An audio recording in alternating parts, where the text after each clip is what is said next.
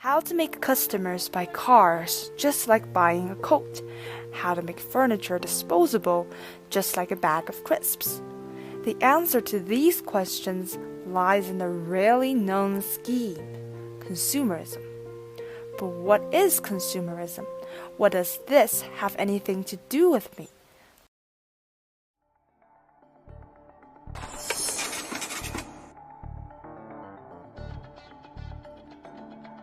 It looks like a Hollywood premiere once reserved for A-list celebrities, except now it's a product launch for a console.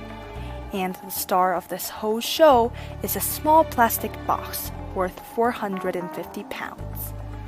On Black Friday, shopping malls were severely jammed with frenzied customers. In New York, angry consumers started a riot for electronic devices. Have you ever gone frenzy for some goods you desire? If not, you must have heard or seen about it, right? Like Black Friday and November 11th. Why would we be so crazy? Well, all of this has something to do with consumerism. Xbox console-like launch learned the orchestrated hysteria from the master, Apple. At the launch of iPhone 5S, people would line up for half a month to get their hands on the latest iPhone, even though they knew that the difference merely with the color and the fingerprint sensor. The urge of wanting the new is hardwired in their brain and became part of their life. It's a part of my life at the moment. But the flip side of the new is that the new becomes unwanted fast. When you walk into a waste facility in California, you will find boxes of shiny, new, unopened technology, HP printers, Apple computers, MP3s, etc. After festivals, sites are strewn with brand new tents used just once. Many of us are happy to spend and discard, but this didn't happen by accident. The cycle of relentless spending and throwing away was engineered. In the 1920s, a coordinated decision has been taken by a global cartel of companies, which is artificially limiting the lifespan of a product in order to increase sales. It was known as Phoebus Cartel's planned obsolescence. It all starts with a tiny light bulb. In the beginning, the light bulbs lasted 2,500 hours. After the Phoebus Cartel, they reduced to 1,000 hours. The cartels maintained that the 1,000-hour lifespan was a compromise between durability and efficiency. Bulbs that lasted longer burned less brightly.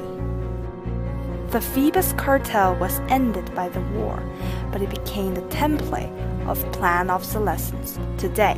Planned obsolescence has broken into our daily lives, from washing machine with heating elements that fail too early to electric toothbrushes with sealed panels preventing you from changing the batteries. The best example of all is the printer cartridge.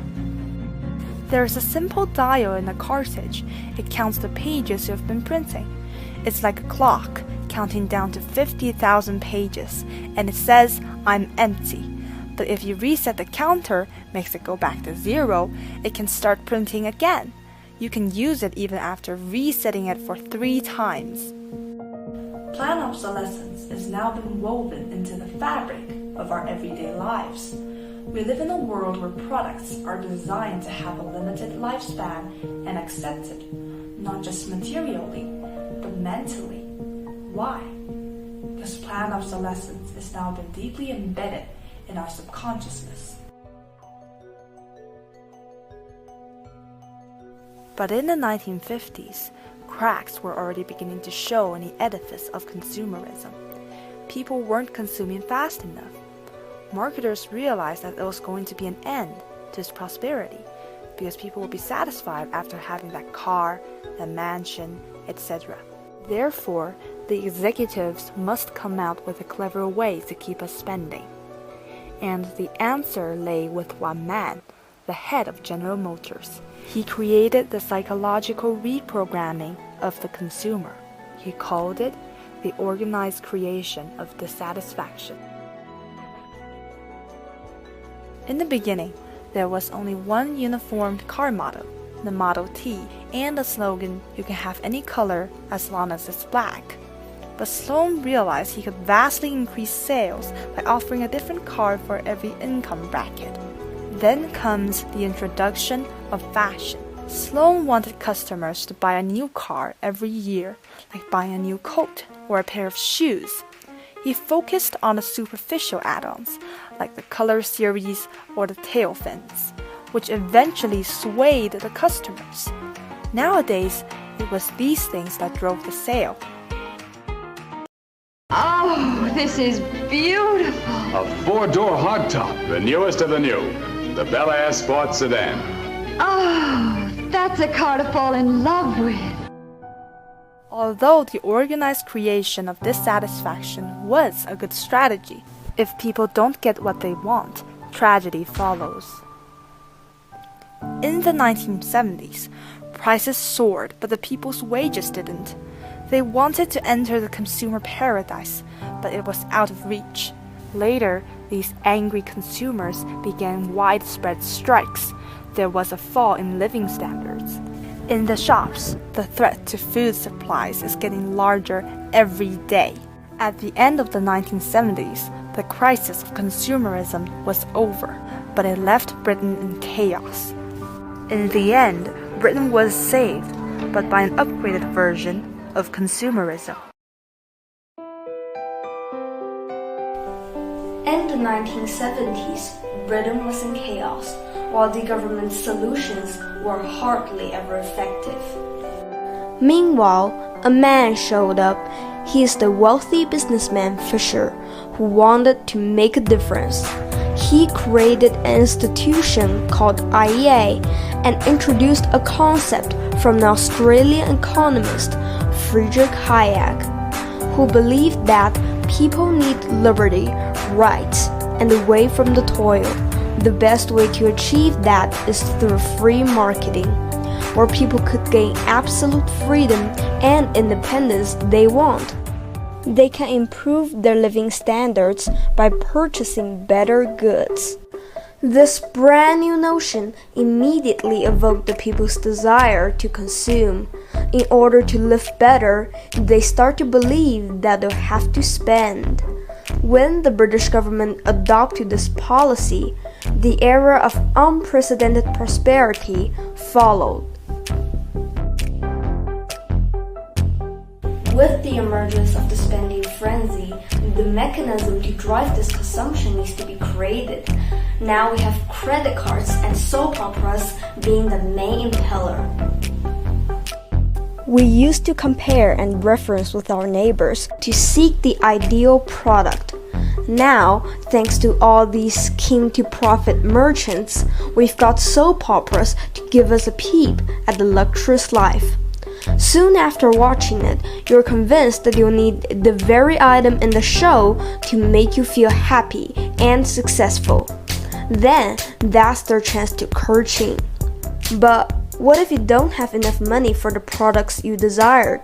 Not a big deal. Use a credit card. Just pull a little plastic square out of your pocket, and boom, you're able to buy things that you didn't have the income for. But the majority is still unaware of the truth that owning a fancy car or luxurious items won't raise their personal value. Now we have credit cards that allowed us to spend continuously. The merchants want something to create cheap and beautiful products, which would be CAD. People created fashion, and fashion tells us what to buy and what to do. Whether it's on clothes, furnishings, or daily commodities. Have you ever wondered why? It's all because of software named CAD. With CAD, producers can design the appearance of products in lots of variations cheaply. From subtle curves to different sizes, from various colors to the unique labels on top. As consumers, we'll have more to choose from. It's human nature to pursue new things. Swatch, exploited this nature of ours and launched hundreds of watches per year, with the goal that each customer could buy one watch every season. This strategy had created a new wave for shopping. People can now buy products in different styles according to their favors. People shop fast and discard faster, not because the quality is disappointing, just because people think it's no longer socially valuable. They focus on the appearance that brings them the status or sense of novelty. As a result, a single purchase is not enough, and it will never be enough. And that's fashion. And this disposability that comes along with fashion. IKEA, for example, turned lifelong furniture into things that can be easily bought and discarded, like crisps and mugs. They do that by adding fashion into furniture and tell you that at this time which kind is the trend. So, instead of practicality, people now focus more on the fashion of furniture. Furnishings changes constantly with trends. IKEA is literally the pioneer of disposable products. Ironically, as IKEA prides itself on its green credentials, like using sustainable materials for its production, yet it supported us to waste and get rid of old products. Today, not only big items such as furniture were becoming disposable, another valuable item has become increasingly disposable: electronic devices. Nowadays, at the heart of the mobile phone's planned obsolescence is the perpetual, never-ending upgrade. For companies who made them, do they really want to produce a better version or merely driven by profits?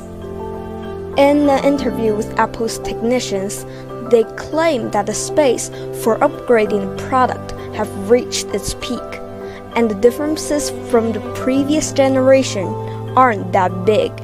Although they did add a finger scanner and came with a different appearance. By the investigation from Jack Peretti, it turns out behind these upgrades is that there are special screws and sealed panels preventing us from changing the batteries that breaks often. Furthermore, instead of improving the iPhone's function, each upgrades cause the system gets slower each time. It's not for a better design, it's for the profit.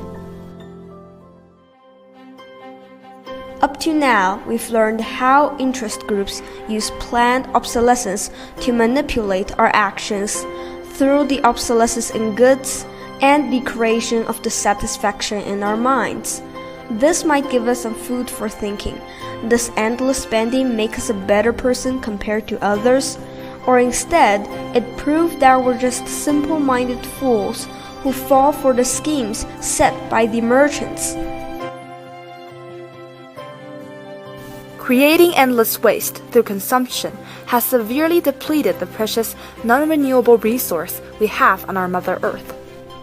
You can make a choice now. Choose to buy what you need instead of what you want, because desire might be the imagination given by the merchants. Reduce the action of throwing away, because you don't need new items to prove you're worthy. In this way, you would become a truly extraordinary and free-minded person that walks on this very planet.